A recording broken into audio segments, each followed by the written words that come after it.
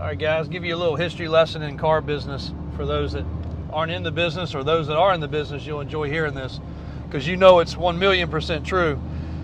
So as dealerships have been bought up by bigger companies and gone more corporate over the years, which we're going to go to actually our local Chevrolet dealer because they just called and said they got a couple trade-ins. We're going to pass the Ford dealership here, which was Ross Ford, then it became Bennett Ford, now it's Haley Ford. Haley's obviously a big conglomerate, but we'll go past that in a second. As you'll see, lots of little car dealerships through here. So people ask all the time, how do you still have a relationship buying from a new car dealership? Well, here's the simple fact. When places went more corporate like this, they figured out there's a whole lot of insider stuff that happens at a dealership. This Ford dealership right here, now the previous owner, not since it was Haley, but was owned by an older gentleman, and he was pretty absent from the business. What happens at a dealership is a manager gets in there and deals with the trade-ins. Well, let's just say you come in and you trade in your truck. They give you $10,000 for it. They got two choices. They got three. They can put it on a lot. Most of the time they don't want to do that because they want to sell basically new stuff. Same reason we want to sell basically new stuff. There's always problems with older vehicles. Two, they could take it to the auction. That's the easy way. There's no funny business there. It goes across the block. If it brings 10,000, it brings 10,000. Or they can sell it to another dealer. So that's where the dirty business would come in. The manager would get hooked up with somebody and they would say, hey, throw me $500. I'll sell you this thing for $8,000. Well, business is up and down. You lose on some, you win on some. Or, hey, we stole this thing. Give me $10,500. Give me $500 in my pocket. They'd give them first dibs to it. And it was commonplace, super, super commonplace at dealerships for that to happen. Well, the problem was it didn't do anything but cost the dealership money. The manager was getting cash in his pocket. It was just dirty business. So they decided in most cases to take everything to the auction. You take it to the auction, it brings whatever. So the only reason I knew this is I always asked my dad, how come we don't get a chance to go down to Haley and buy stuff, this place and buy stuff, that place and buy stuff? So-and-so does. He's like, we're not doing what they do. I'm like, what do? They pay them a bird dog fee or whatever. There's always a slang term for it. He said, we're not doing that. That's not ethical business. I didn't know any different. I was a kid. I just saw them getting all these cool vehicles as they came in on trade. And most of them were local. So it was like, oh man, Bobby Joe's dad traded his truck in. That's a great truck, Dad. Well, we're not going to get it because of the fact so-and-so's going to get it. And then we got to pay the middleman and we got to pay everything else. So then when I used to see the stuff go to the auction, I'd always argue, well, now they got to pay an auction fee. We got to pay an auction fee. Somebody had to transport it there. We got to transport it home. It just seems ludicrous. A couple $1,000s just went out the window. But it's the way the dealership could keep managers honest. Well, we're very fortunate, as some of these places have changed over the years, to be able to get in on an honest side of things because of the fact they know if they put $10,000 in it, we're going to pay that $10,000 or $10,300 or pay them a profit, whatever the number is. But it goes across all the managers' platform. There's no secrets. So where we're getting ready to pull up, not just one person, not just two people, not three people, but everybody sees the paperwork. Everybody's involved. They don't want to waste the money taking stuff to, and actually we're passing the cruise-in location. So if you guys are in the area, make sure to catch the cruise-in on Saturday. Toy drive, that's going to be a great time. So we're able to get back to old school, buying trade-ins, knowing the local vehicles, not going to the auction. It's excellent for us because we get the time to check these vehicles out. We're not under the gun. When something rolls up on the auction block, it's hammer time. You're pressured. In this case, it's not that way. We get the time to check them out, drive them. If I say, hey, I'd like to take it to my shop to check it out, they'll let me take it to my shop and check it out. If there's any questions about it, I can run auto check, I can run Carfax, I can do whatever I need to do. So this is a really good situation. We keep it completely on the up and up so that there are no questions about it, and so that nobody gets questioned about it. And it works out really well. Matter of fact, I think that Corvette is one of them that we're going to get a chance to take a look at, which is really cool. but a couple other trade-ins on this line. All dealerships have a line of trade-ins. We even have a line of trade-ins. And we got to decide, what do we do with them? Take them to the auction, have wholesalers come and buy them. Then you got to worry about the wholesaler actually being able to pay for them, doing what they say they're going to do. It's a whole lot to deal with. So anyway, we're used to it. We're very fortunate to have this scenario back at multiple different dealerships that respect us, and we respect them, and get to do some old school business. So we're going to grab some keys, and I'll show you guys what we're looking at. Hang tight.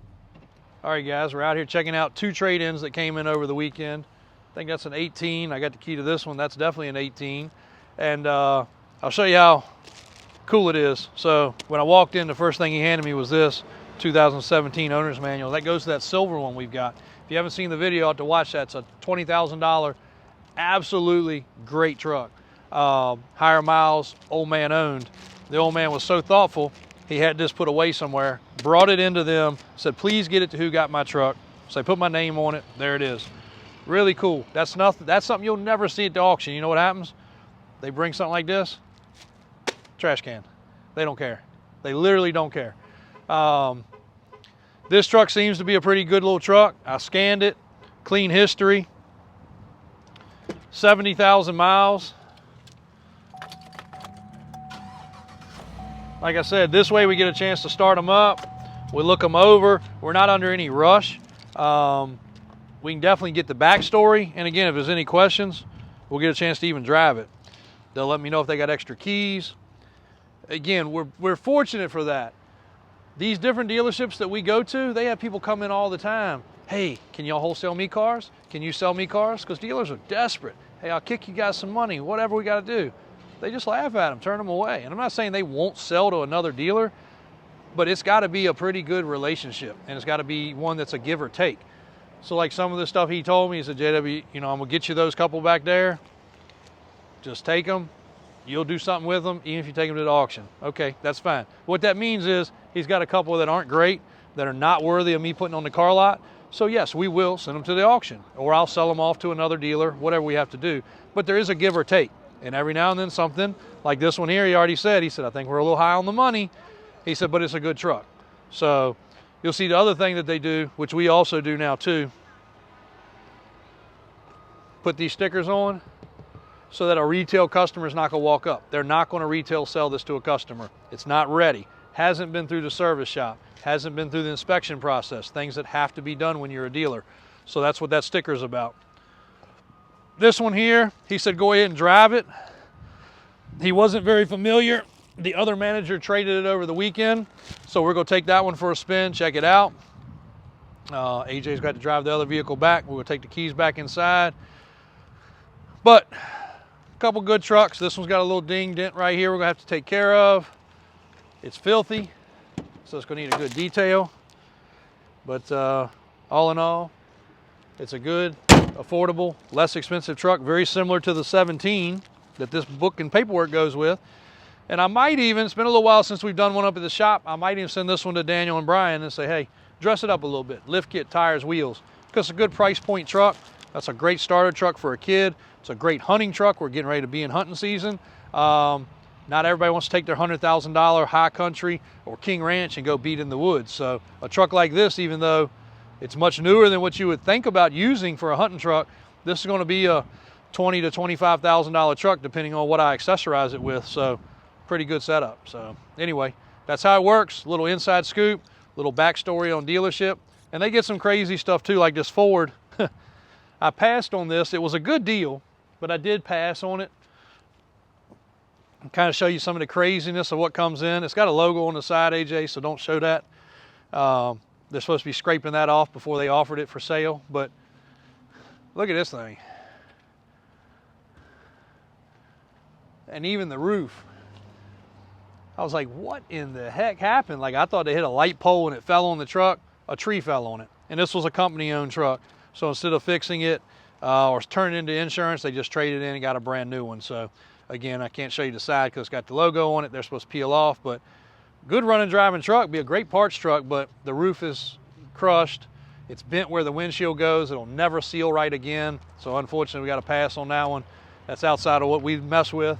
Corvette is on the chopping block. They're not sure on that one, so hopefully we'll be coming back with a phone call about that. A little less expensive Suburban, a couple other things. So really blessed to have this kind of relationship with some dealerships and other things, and they put faith in us, we put faith in them, and it's able to get us some good inventory. So we're going to jump back into square body Suburban, and we're going to carry our butts back to the car lot and hopefully get some more stuff happening on this Monday morning. Thanks, guys. Appreciate it. All right, guys. So I don't mind. We're not keeping it a secret. CMA Chevrolet, Colonial Chevrolet is where we're at. We still call it, I still call it Heritage. Even AJ, as young as he is, still calls it Heritage because that's what we knew it as.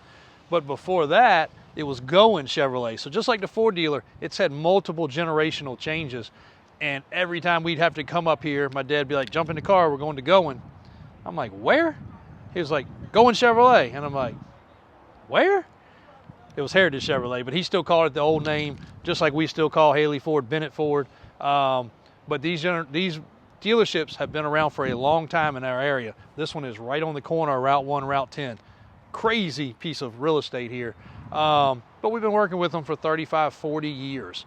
So both dealerships, 35, 40 years. Matter of fact, one of the employees from the Ford dealer that works for us was there for over 40 years. He was the oldest person to stay with them, even through 2 different owners. He was there from the original owner, second owner, third owner. So kind of crazy history, but we've been at it a long time. So thank these guys for keeping on helping us. We buy parts from them literally almost every day. We send vehicles to the service shop almost every day. We try to send almost all our service, things that need recalls, things that are under warranty. My mom's vehicle, they come here just because the newer stuff, you know, you get it checked, you check the recalls, check the service bulletins, things like that. So if we have the time and they're not too busy, we try to send everything just like the Ford dealer. If we got something that's new enough, we send it to the Ford dealer too. So we have great relationships with our local dealerships. We like to keep them supported, and we're gonna go home with a couple trucks this morning. So win-win. Thanks, guys.